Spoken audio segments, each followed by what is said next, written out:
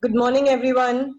A very warm welcome to everyone in FRO Expo Opportunity webinar, where we help our prospective franchisees to know our industry leaders better and to evaluate the business opportunity after hearing from them directly. My name is Ashita Marya, and I'm the CEO of Franchise India Holdings Limited, and will help you assess and unleash the risks and opportunities involved in the Jumboking opportunity today.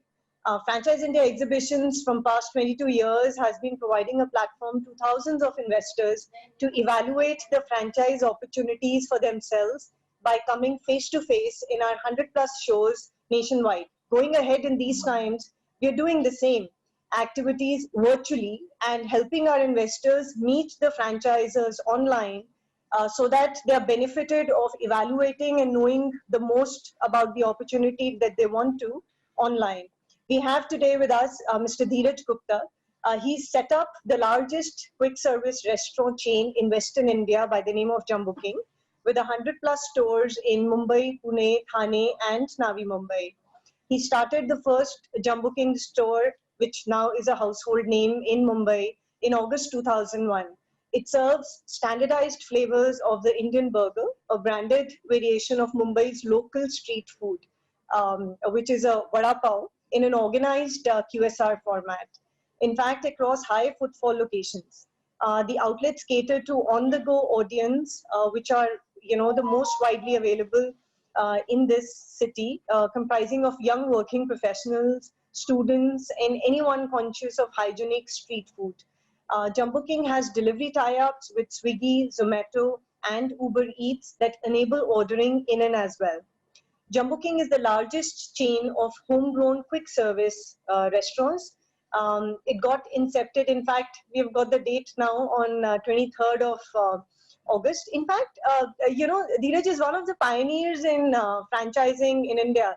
So, I think if we go back for like 20 years, not just in QSR, I think Dheeraj particularly, has a keen interest in franchising as an industry as well. So I think, if you as an investor also talk to him more than, the QSR, he would actually tell you more about franchising, as an industry subject also. And so, now, would like to hear from him as to, how the Jumboking has grown in past so many years and what is it that we're looking in future. Thank you, Ashita. Thank you so much for the kind words. Yes, and it's been 19 years. And I think your Franchise India Holdings is 1 year older than Jumboking, because I remember attending the first seminar you guys held in Delhi. Right. And that is when I was, trying to get my nuts and bolts in place around, how to franchise, who are the, where can we get more knowledge from about what is the right way to do it. So anyway, so what I'm going to do is let us spend the next 15-20 minutes on making a quick presentation kind of a thing about Jumboking and about what people can expect when they become a part of the Jumboking system. Yeah, and then of course I'd love to answer all your questions and all questions which may come on the panel. And the core idea being to share as much knowledge as possible in this given 60 minutes. Sure. Okay, so yes. Should we just get started with the presentation Yes. into it straight? Perfect, we can do that. Perfect. Okay, so yes, Jumboking had started as the vada pav brand. The idea, as in, we were looking at a lot of we were trying to learn a lot from the international QSRs and how brands really get created. And what we realized was that most of the large brands that you see worldwide, which have really scaled up large, and when I say large, I mean 10,000, 20,000, 30,000 stores. All of them are very, very focused around a particular product offering that they kind of consumers need, and they super specialize in that product offering. So you have McDonald's doing burgers, Domino's doing pizzas, Starbucks doing coffee, Dunkin' Donuts doing donuts. And we realized that in India, for brand creation, why should the rules be different? It is going to be, let us follow the same rules of what it's like, if Tata wants to make a car, it's best that they go and learn from Ford on how it is to be done. You don't have to make a square wheel because you are making a car in India.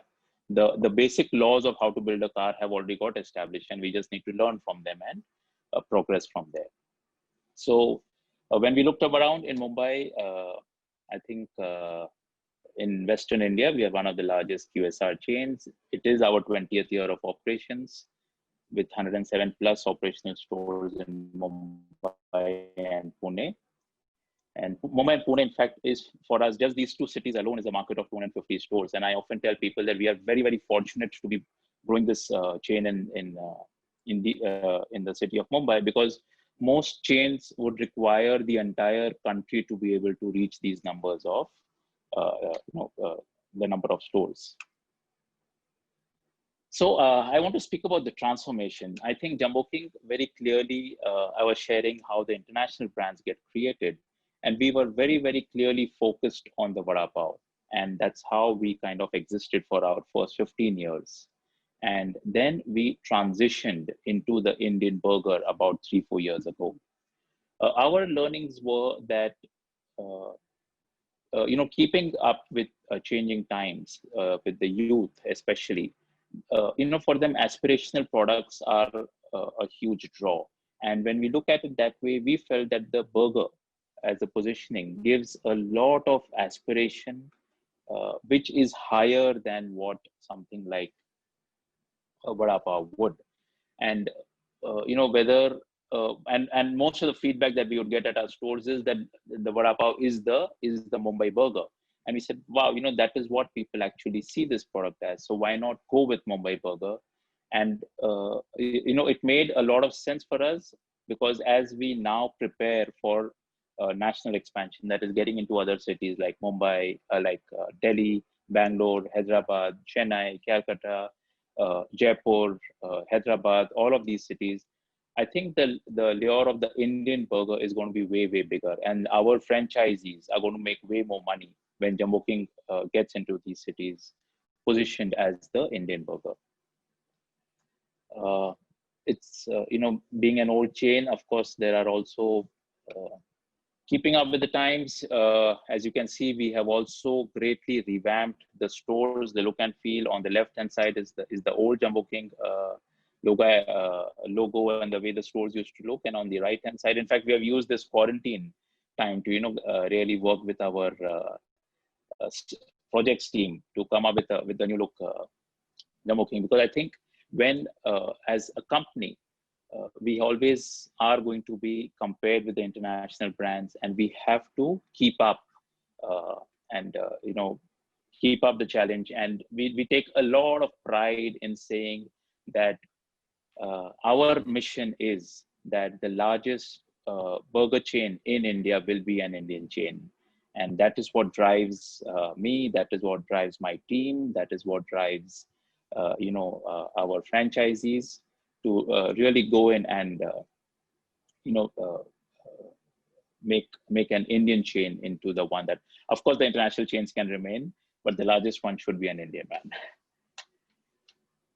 So, okay, now moving on to Ashita, you were saying something. Hello? No, I was just saying that, that feels proud to, kind of say that, yes, it's an Indian originated chain, and we look forward to make it, number one, at least in India first. And then we can probably, Yes. Think about globalization. Absolutely. I think for us, ambition has always grown. First, it was to become the largest chain in Mumbai. Today, in fact, in the number of stores, Jumboking is the largest burger chain in Mumbai city. And when that happens, we kind of make the ambition national and God willing. Of course, we get there quickly. We would take this worldwide, because as a vegetarian chain, as a vegan chain, I think we'll find a lot of traction internationally also, as people are going more and more towards veganism. Right. So, yeah. So, what we look for in prospective franchisees, I think one is, so these three qualities that we have listed down, they are actually a distillation of my past 19 years of experience. So, with 107 stores operational, we've also had our fair share of closures. And I think we have learned a lot from there about why the store closed, what went wrong, and what are we going to do so that we don't repeat the mistakes. And this pretty much was the distillation. So the first one is committed owner operators to run the store. We need people who are going to be full-time operators. We feel franchising is not a shortcut to entrepreneurship. Franchising is actually a fabulous tool to really grow entrepreneurship. So Jumboking as a company has created a system which the franchisee can benefit from. So, and it is a situation where we need very good franchisees so that the system, the SOPs are upheld, all the standards that we have created are upheld, as much as the franchisees need the Jumboking system to be able to, shorten their curve of learning how to run a food business and run it successful in their area. So I think 80% of failures that I have faced were because we got in an investor to run the store, an investor franchisee who would just invest the money and then have a manager running it, and he would only come to collect money or look at the accounts at the end of the month. We at least felt that if it was to be given out to a store manager, we wouldn't have been franchising. We would have put up company-owned stores. The reason we franchise is because we want that entrepreneurial energy of the franchisee to be fully engaged in the business. And, we are very proud to say that we have multiple franchisees who have scaled up their business to the second and the third and the fourth store because the business is extremely scalable. So, even for the franchisee, there is no limit to how much he can grow within the system. And I think the first store is the test where they get to see how Jumboking as a company works. We get to see how they as a franchisee work. And post that, adding the second and the third store is always, it's like a happy marriage that we get into. The second part is, people with some prior business experience. What I have, seen is people knowing, they just need to know that entrepreneurship or running a business is not easy. It is difficult. It requires effort and time. You don't only invest your money, you also invest your time into the business. And that combination is what leads to success. So a lot of people, especially in the IT sector, etc., who have made a lot of money, or at least, so a Jumboking typically costs about 25 to 30 lakhs to put up. It's not a very large amount. A lot of people come and say, I want to get into this business. It looks very easy to do. And but when they start running the business, they realize that the first 6 months to a year does require a lot of patience and does require a lot of execution. But with and having some prior business experience makes them value the Jumboking system more, where on day one when they open their store, they have customers coming in and all they need to focus on is the customer experience. The third part is people with capital available for starting the business. I think a lot of the stores which are not successful in our past history were because they were put up on borrowed capital, as in they had an EMI or something of that sort going.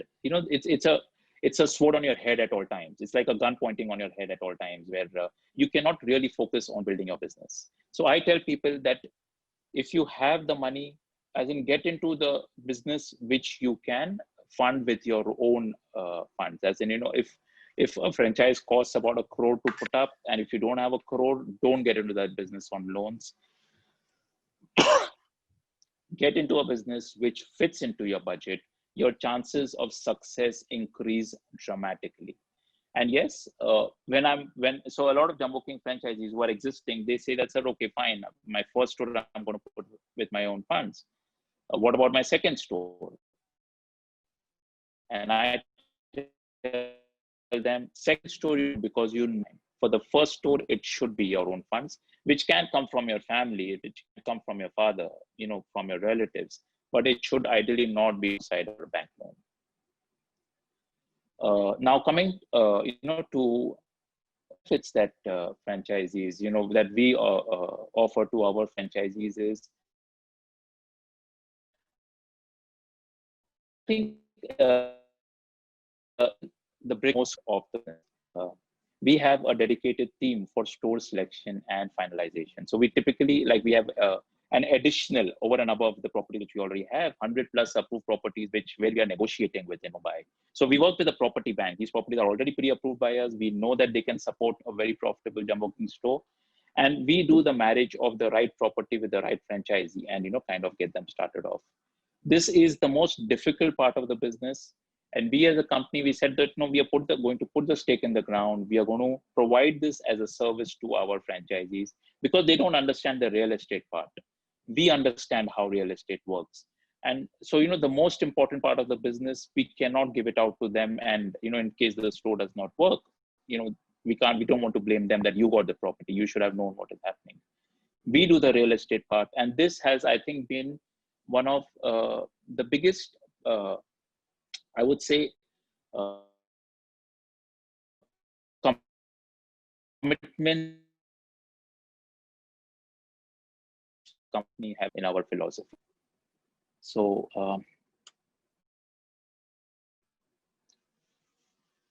the second is the procurement and the supply chain. So of course, each Jumboking franchisee has huge cost benefit when they join in with us. So we buy about 80 tons of frozen material from Vista, which is our supplier of patties. They are one of the largest manufacturers of patty in the country. And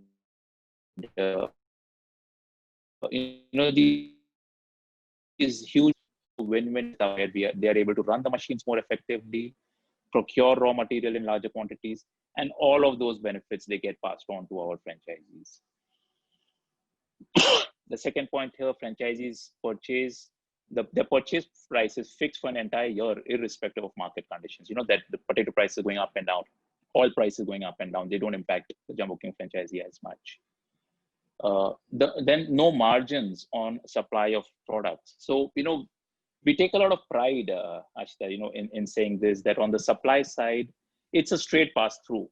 As in, if the patty is bought from Vista at 80 rupees, that plus transportation cost straight away, which is again outsourced to a transportation guy, is given to the franchisee. We have zero commissions, zero kickbacks on the supply side, which makes our system extremely open. So our franchisees, if they come across a supplier who's giving a similar product at a better price, we always encourage that. And we say, come, let us go and speak with those people and figure out how, we can always keep on improving our cost of purchase. So there's tremendous amount of, trust building that happens because of this policy of not having margins on the supply. True. In fact, I'm with you when you say that, because a start of a relationship, if it is based on transparency, like you're saying, it tends to go further for many years and much stronger. So yes, that's a very good point. In fact, we have a set of core franchisees. We call them the master franchisees, who are a part of the purchase process when it happens in the year. That is the level of transparency which we have. And then, of course, the entire supply chain is fully integrated. We ensure timely supplies to the store. So at the store, there's a POS system where the franchisee does weekly ordering. Everything is kind of automated. He just has to put in the order that he wants. The order goes out to the supplier, and he makes the payment, and the product comes to him. So we worked, I think, over the past 5 years, worked a lot on the back end to ensure, how we can make the process very, very seamless, so that people are focused on. So the manufacturer is focused on providing great quality products.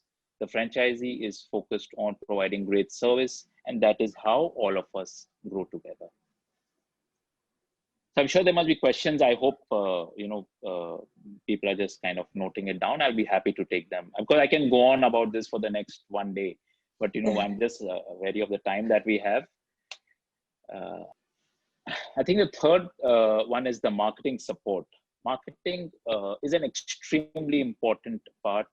So, having a dedicated advertisement budget for, the brand, so that we can create a customer kind of push into the stores. And we struggled with this for a long time in the beginning.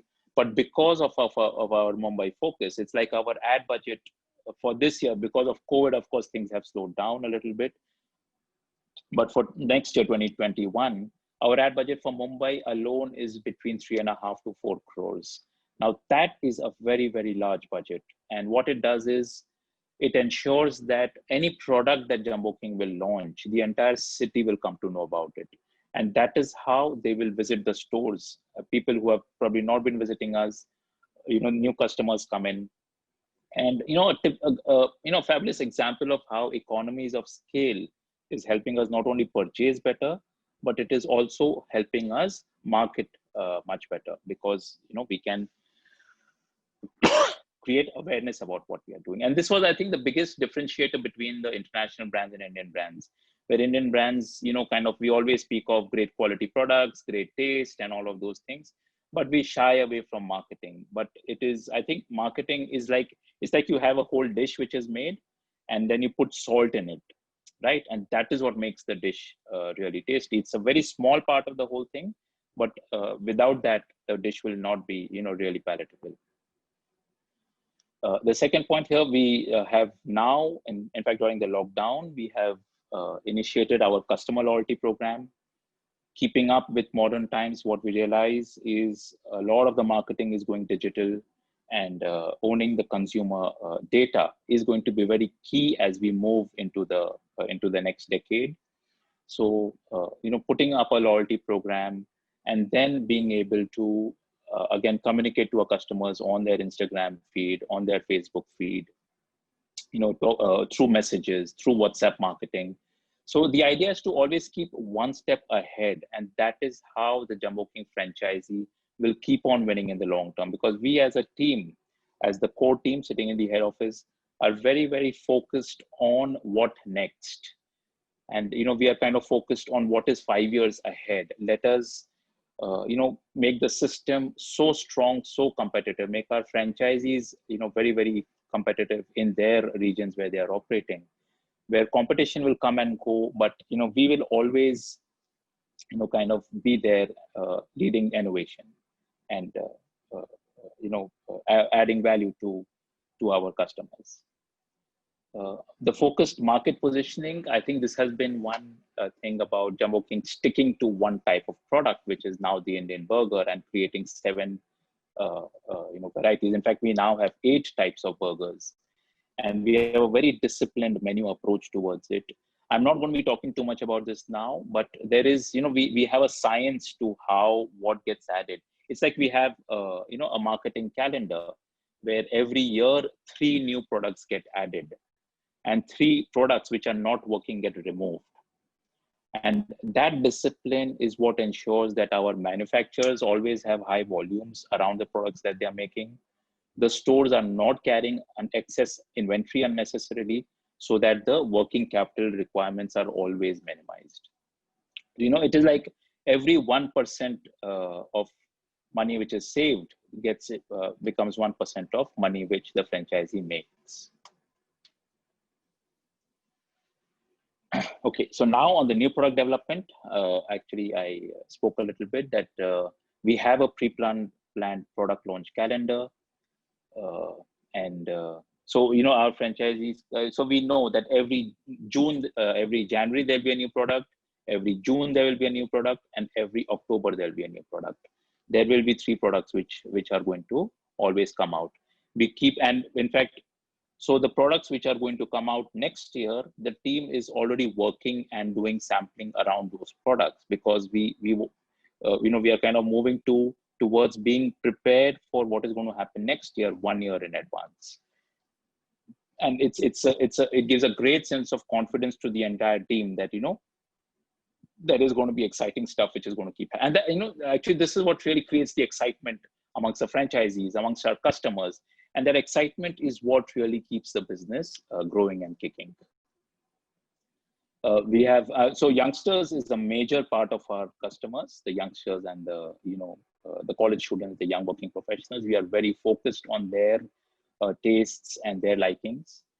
And of course, the third point, we also focus on products at different price points. So there is an entry level product, then there is a mid-level product, and there is a premium product catering to the needs of different people. Sure. So if I can ask, something on the pricing there as to what is the average ticket price that is normally being maintained? So our per head spends in Mumbai, as in for this year, is going to be at about 60 rupees. Okay. I remember the days when we had started in 2001, our average per head spend used to be 6 rupees. Oh, so you can imagine. That's quite a, yeah. Yeah. So we would do 1,000 customers at 6 rupees and still have only 6,000 rupees in our cash box at the end of the day. And now we feel very, very privileged that doing just 500 customers, we're going to have 30,000 rupees of cash, True. at the store every day. So yes, it's actually lesser effort and more gains. And but we are also able to then, therefore slowly upgrade everything. The product, the customers, the store look and feel, the advertisement, everything kind of keeps on becoming aspirational. So this is the last one on the franchise benefits, which is training and support. So I think this is so integral and so key to the whole business. And so we have the train the trainer program. We train our franchisees on every aspect of the business. We don't train their managers. And, sometimes our franchisees get upset with us that, we are putting in the money. Why do we have to actually fry the patty or make the product? And we say that, sir, I do it myself even today. So there is, if we are getting into this business, let us get into it with our heart, our mind, our everything into it. Learn everything, because once you have learned how to do the business, for you, staff attrition will never be a problem. You'll never be dependent manager or crew, because you will know things. And if a team member leaves and goes, you will be able to very quickly train a new guy, because you know every aspect of the business. And so the point, the mobile for training, realize that a lot of the training which happens in head office is higher quality because there's a trainer here. But the franchisees used to struggle when they were training their crew. So we created this mobile app, and all of our training was converted into videos. So it's the same trainer who now is talking into a video, and the franchisee can show the video to his crew member and get the same quality of training which he got when he was getting trained in her office. I think it has been a huge move forward. And thanks to technology, all of these things have become possible now. 15 years ago, we could not think of these kind of things. We actually had to go to each individual store and keep on training people. And when people leave and go, it used to become extremely difficult to train the new guy. And the third piece, the daily, weekly, and monthly refresher training. So we put in a system in place to, we put in a regimen of a daily video which has to be shown, a weekly huddle which is going to happen, and a monthly intense training which is going to happen. This monthly piece is being put in place now, because we feel people sometimes, they either forget what was taught, or we keep on upgrading our SOPs. As time goes, equipments may change, and the guy may have got trained on the earlier equipment, or a new ingredient, like, we are now adding lettuce into our products, which is going to make the products like 5 times better. But, we need to keep on training people on how to use each of these ingredients. So they're all loaded onto the app, and in a orderly fashion, in the daily trainings, the videos keep coming up. And that is how, on the same day, across all the 107 stores, all the 500 plus employees get to learn what new has happened.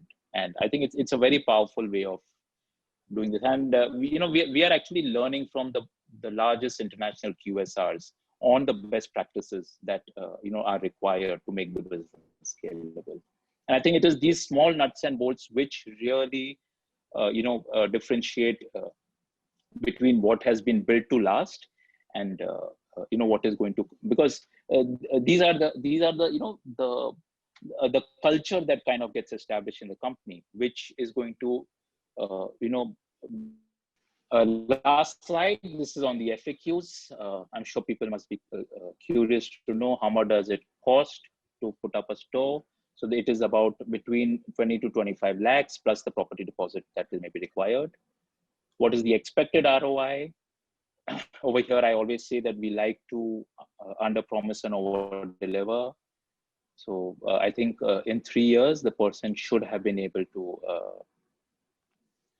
get back his investment. There are some franchisees who have done way better than that, but this is what the normal expectation is. Do I have to be from the food business? Not at all. I tell people who are not from the food business, they actually do much better in the Jumboking system because they don't come with preconceived notions about what should be done, what should not be done. They are like a clean board on which you can write the modern way of doing business, the modern rules of doing business. They don't have the baggage of what they were doing for the past 10 years. So we love people when they're not from the food business and they come and join us. And we will ensure you that at the end of the third month, you will be a champion in the food business. Do I have to have my own property? I think I've already covered that that as a service we provide. Of course, if you have a property which is available, we would like to look at it. And if it qualifies, we will kind of go ahead and use that. How do I apply? I think there is a link. We have our website, www.jumboking.co.in. And there's an application form over there, which will ask you just a few questions, and people from our team will get in touch with you. So Ashita, with that, I'm done. I hope I have not taken up too much time. No, not at all. And in fact, it was, very informative. I actually wanted to, kind of say a couple of things in between, but I thought let's just, go up with the presentation. You've rightly said that, why do you train a person who takes up a franchise is because, there's this term that we use now in franchising is ROI, which we actually call it as return on involvement. Of course, return on investment is a financial term, but return on involvement is something that gives you returns on franchising. And that's what, propagates franchising as a system, and it helps. So I think, yes, you're absolutely right that, he himself needs to be involved. He certainly gets support. But if a franchisee works, and, more than that, when you have a pride of being a franchisee and owning a brand and your own business, that creates a lot of difference in how you work, and your returns actually comes much better of what you're actually worried about on the day one. So I would suggest all the, prospective franchisees to believe in that. We have Pankaj Diokar and we have Akash who's talking about, the break-even. Dheeraj, they want to know what has been the average break-even period in past. I mean, I'm sure things, would have changed, but that's what both of them is, kind of insisting on knowing this on ROI. So as I said, the investment in a store is up to 25 to 30 lakhs. And we generally go with the target that the store should make at least about 1 lakh a month. So if you can, you can just, of course, the initial months are a little slower, but the store gets to that, within 6 months to a year's time. And so we feel that, that is the amount of money which on this investment would be a reasonable return for ROI. You pick up this term from your return on involvement for the franchisee as he grows the business. And I think the most important part of the Jumboking business is we are looking at, we have this something known as the EDP. It is the Entrepreneurship Development Program, where we encourage the good operators, the good franchisees to put up their second and third store, because we have seen incrementally the ROI, the return on involvement keeps increasing because the effort required on their part is the same. But this is a classic case where I can double and triple and quadruple my income running a business that I already understand very well. I hope that answers the question, Ashita. Yes, I'm sure you would have answered, the earlier question. And, Sagar wants to know if, in fact, I also wanted to discuss that with you, and Sagar Dirani also wants the same answer. That, do you think it's the right time to start a business, and particularly, in food, and that too in QSR? I often say that once in a lifetime or once in a decade, you get these golden opportunities to get into business. it's like in the stock market, they say when the stock market is at its lowest, it's a great time for a good investor, an investor who knows to get into the business. Similarly, this is one of the most amazing times to get into business, especially the QSR because rentals have been taken a beating big time. They're down to as much as 30-40% in Mumbai city. A lot of the properties which we are negotiating at 1.5 lakhs and 2 lakhs a month in rent are coming at as much as 40% discount because a lot of stores have become available, and landlords, they are not sure about what is going to happen in the future. I think anyone starting a business today will actually be hitting a jackpot because he will enjoy fabulous rentals for the next 5 years, and which is a significant improvement on the bottom lines. So I think if anybody is thinking of getting into the food business, QSR business, do it now. Jumboking or whichever company you go into, this is the time to get into the food business. And QSR, because QSR is going to bounce back the fastest. The fine dine restaurants are going to still take a little more time with the social distancing thing happening. But I think QSRs are going to rebound very, very quickly. Okay, sure. And Javed and Rakshit here wants to know, what is it that the margins that the franchisees play on? Of course, he's saying it's related to ROI, but still I want to know what are the margins and is it feasible in the first few months if we take up a franchise now to run it? See, my answer to them would be, you don't have to look at feasibility for the first few months. You have to look at it in the long term over the next 5, like our franchise agreement is for 20 years. It is for the first 5 years renewed for another, 3 terms of 5 years each. And yes, in Jumboking, you don't pay a franchise fee again every 5 years. So I think we really, I would like to say, we want our franchisees to succeed because we have understood that only in their success lies our success. So see, the first 2-3 months, so this is a very interesting question. Someone had asked me this and I counter questioned them. I said that, okay, so if you were to put up a restaurant yourself and get into the food business, so we are the 3rd generation in the food business. Jumboking was set up by me, but my father and my grandfather were in the food business, not Jumboking, something else. True. So when I look at their businesses, which are very, very mature businesses, they work at a food cost of about 40-45%. All Jumboking franchisees are working at a food cost of the same, similar as in percentage. And when I look at the traditional businesses, they also have to do the entire back end, the manufacturing, having a cook over there, having additional equipments over there, having the additional space required to make the patty and the sauces and all of those things. And a Jumboking franchisee, for him, the entire back end, the kitchen operation is outsourced. He only has to take up a 200 to 500 square feet space and get into business. So in fact, we've had people who,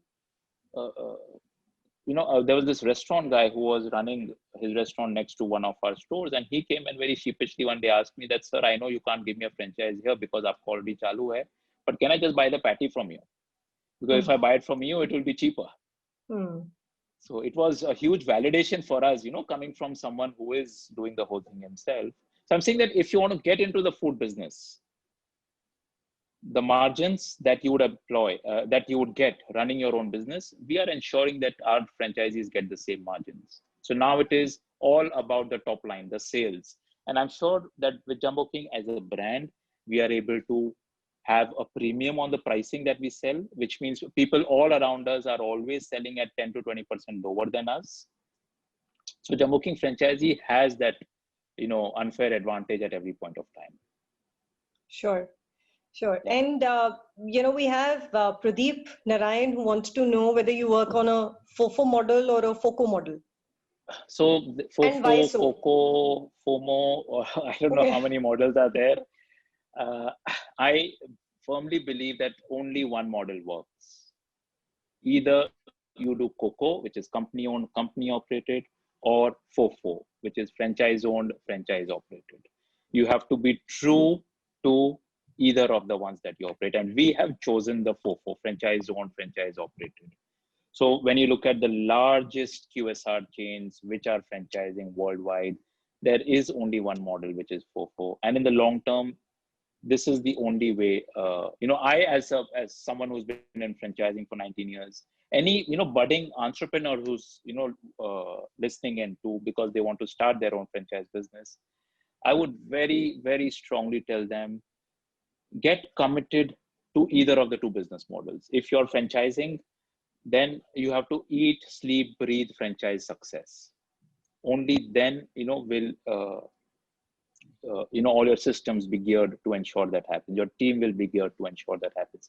But when you're divided between two types of business models within the same company, you don't know which one. It's like you're chasing two birds. You might not actually catch any. True. No, it makes sense. So I think, Pradeep, my addition to that is that you should always, in case you have a property at a prime location and you don't want to work yourself, then, it's as good as getting rentals on your property. But, it's all about, so taking up a franchise is as good as entrepreneurship. It's just that the only difference is that either you start something on your own, which is a self-startup, or you get associated with a company who has a proven model and is supporting you and doing R&D time and again to help you as a business person. And that's where, you kind of get associated with them and keep working with them. So entrepreneurship in both the cases remains the same. So you have to work like an entrepreneur.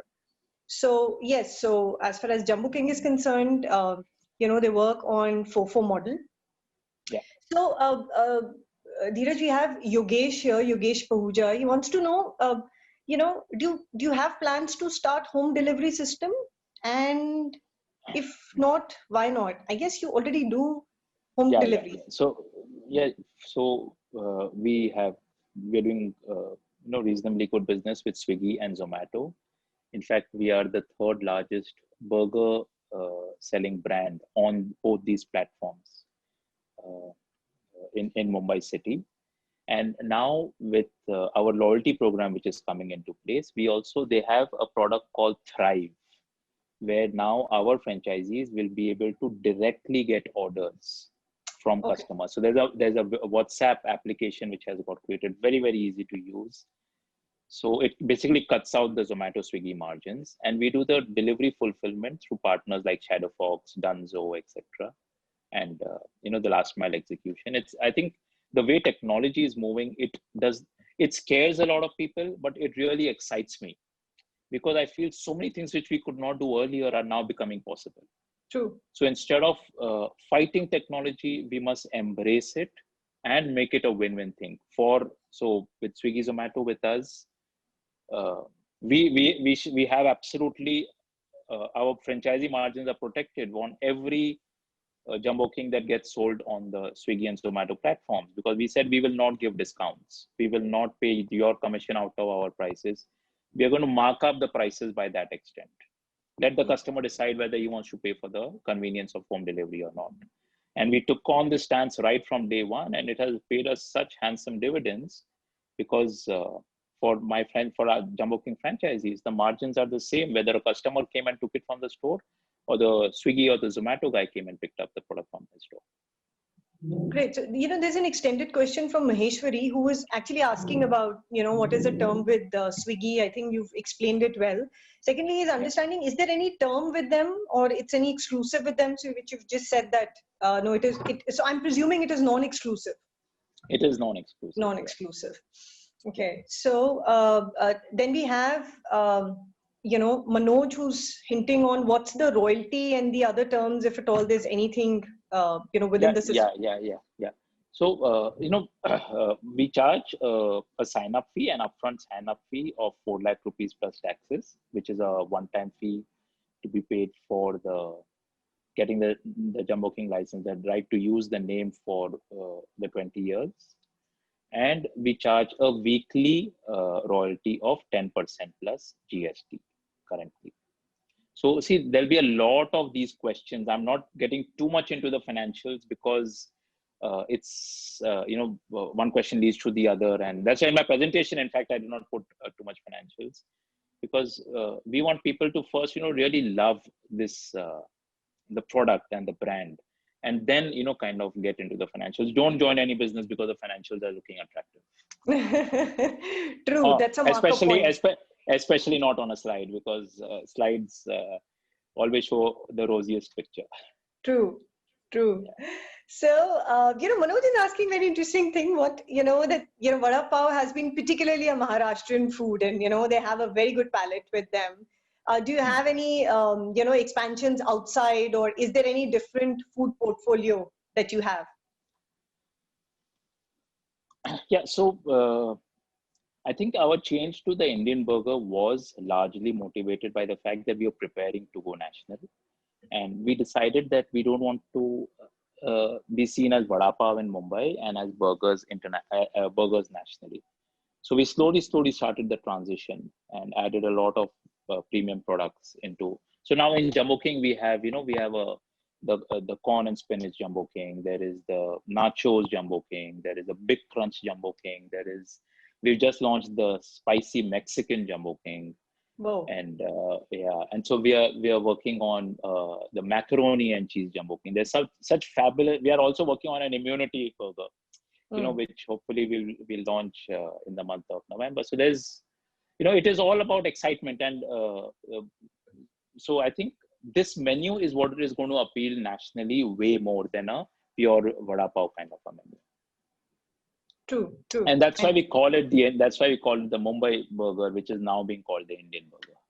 Okay, that's interesting. Yeah. So we have so there are a couple of people who are asking, a similar chained thing. So Pankaj and Chirayu and Amit wants to know, what are the expansion plans, and are you open particularly for master franchise rights also? Yeah, so we are looking for master franchisees in all the large cities.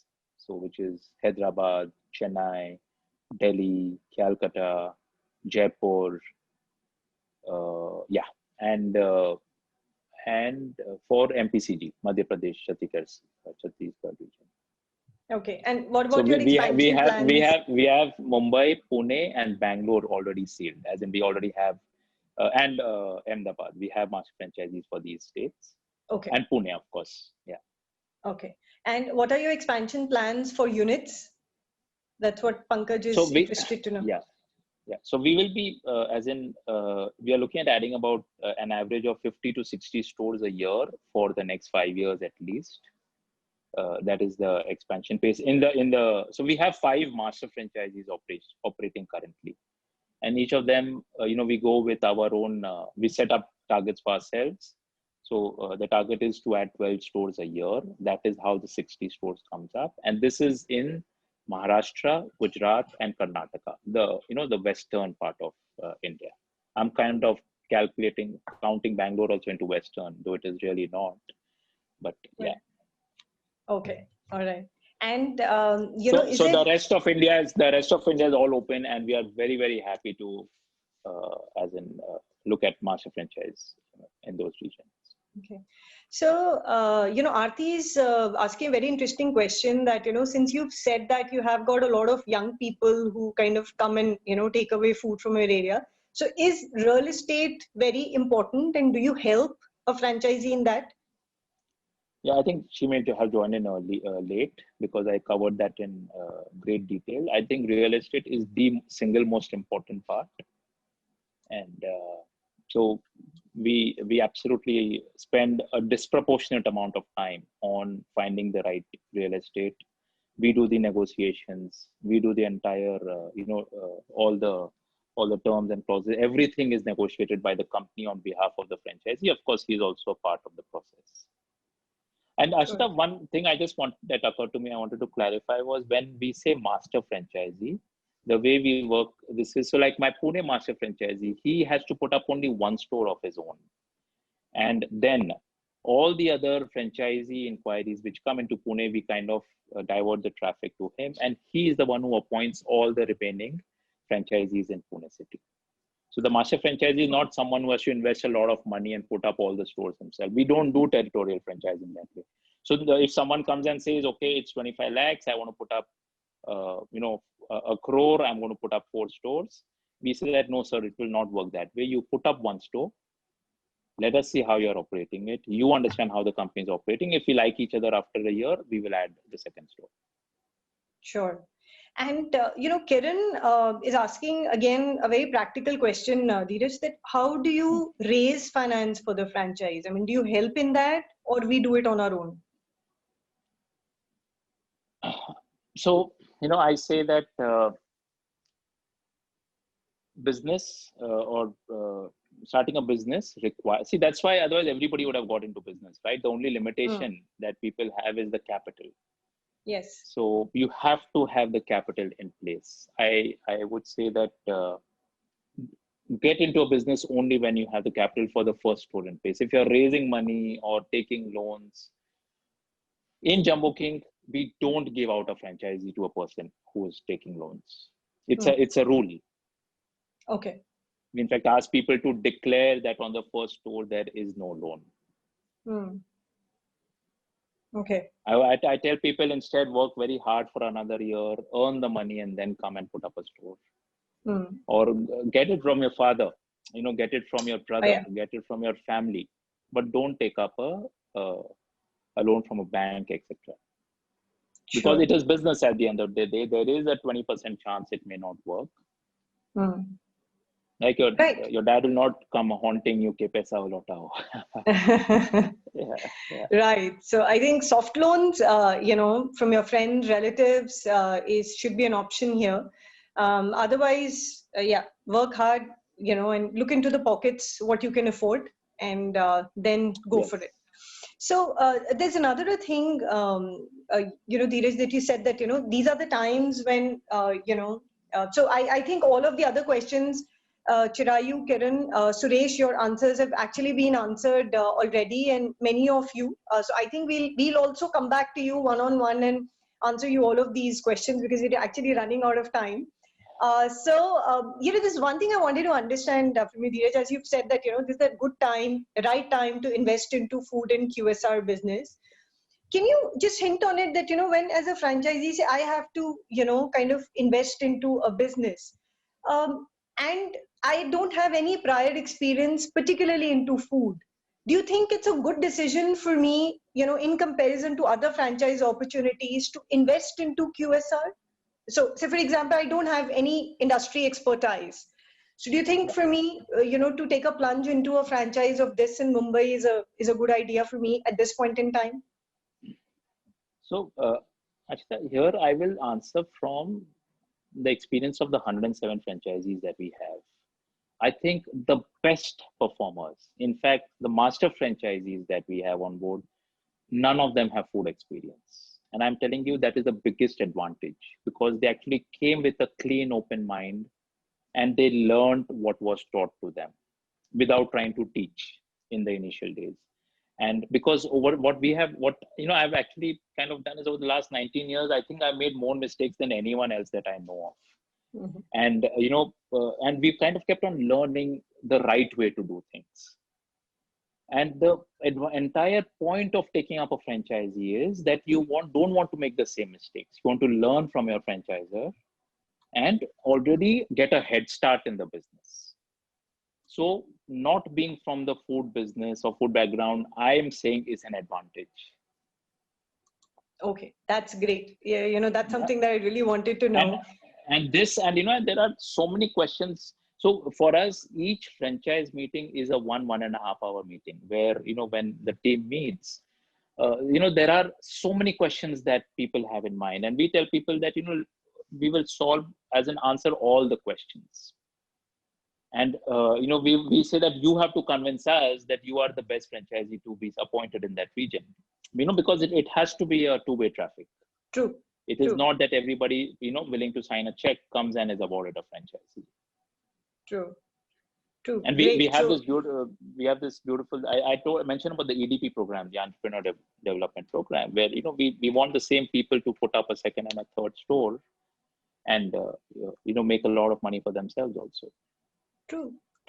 So I think to all the, investors out there and listeners, thank you so much for your time. And, I would suggest, we would also get in touch with you one-on-one. If you have any queries, please do let us know. and you can have a conversation with Jumboking after, understanding your requirements. You can actually apply for the franchise, and we should be able to give you all the heads up for the same. You can even follow us on the links given on the screen currently to get more information on entrepreneurship and franchising. And thank you so much, Dheeraj. It was quite an informative session, and the most, I would say the highlight of, this webinar is to understand why it's a good time to invest in QSR, particularly in food businesses right now, and what is the advantage, that we get in our bottom line in our businesses when we do so. So thank you so much. It's been a pleasure, and I'm sure you would, be able to answer all the queries, not just for Jumboking on entrepreneurship, as well as on franchising, much better than anyone else. Great. Thank you so much. Thank you for your kind words, Ashita.